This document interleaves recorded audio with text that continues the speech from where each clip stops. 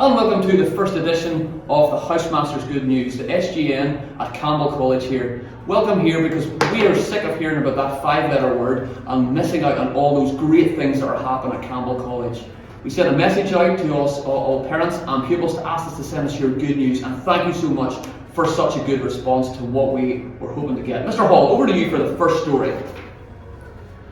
And the first story of the newsreel is Joseph in Year 12 Davis's. Last night, Joseph cooked fajitas. The Home Economics Department will be very proud of you, Joseph. Well done.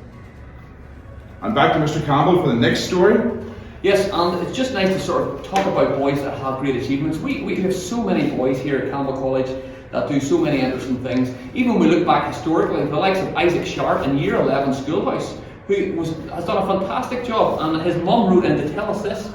Isaac Sharp completed the 3-peak challenge, climbing all 3 highest mountains in Great Britain before the age of 9. He was one of the youngest ever to accomplish all 3 at such a young age, whilst raising £600 for children's cancer. What a legend! Well done, Isaac. Mr. Hall. Mr. Campbell, have you ever left anything behind at the bus stop? I have, Mr. Hall, yes. There's a lovely story here, and we've sent it out to our roving news reporter, Mr. Collier, who's at the bus stop now to bring us the story live. Over to you, Mr. Collier. Yes, thank you, Mr. Hall and Mr. Campbell. Here I am on the Newtonards Road at the bus stop, a place frequently frequented by many of the Campbell boys. Here I am with a breaking news story. Some fantastic news. It turns out that one day, not so long ago, a Year 10 boy in Aldens called James Patton was at the bus stop, of course, waiting for the bus. And he discovered a hoodie something like this, lying on the ground. So he actually used his initiative and he picked it up and he checked the name, and it belonged to a boy called Jim Robinson in Yates's, also in Year 10.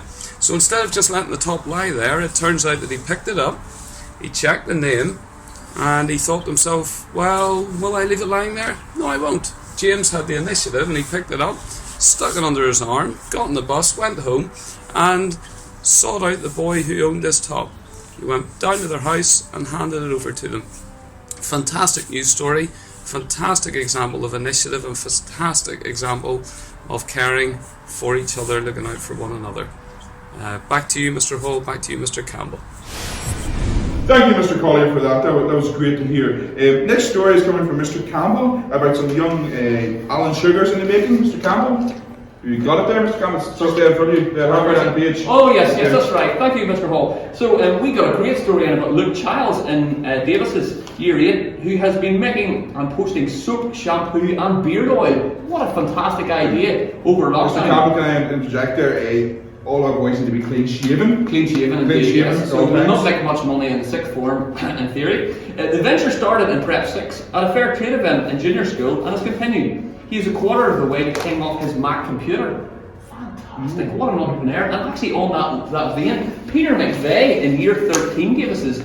Over lockdown, Peter enjoyed playing golf a couple of times a week, and with this in his hand, with lots of time in his hands, after a lot of research, Peter started an eBay business selling golf accessories. He set up PM Golf Accessories. What's PM still?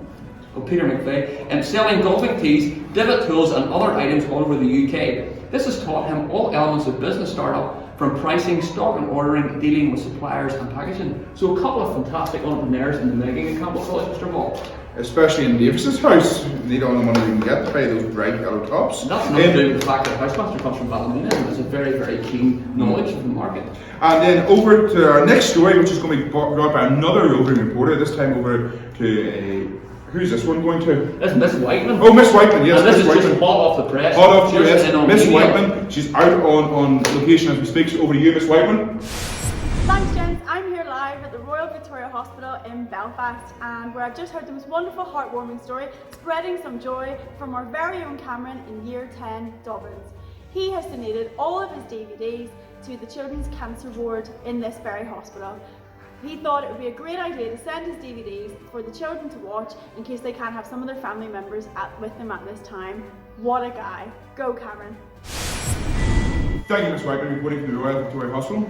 As you may notice, we've been very diligent in the wearing of our face masks, which leads us very quickly on to our last story, and it's over to Mr. Campbell for this one. Well, I'd love to report quicker, but my glass keeps steaming up with these silly face masks. I apologise. But we finished with a great story come in from Ben Miller's teacher, who told us that Ben Miller actually gave one of the boys in his class one of his spare face masks.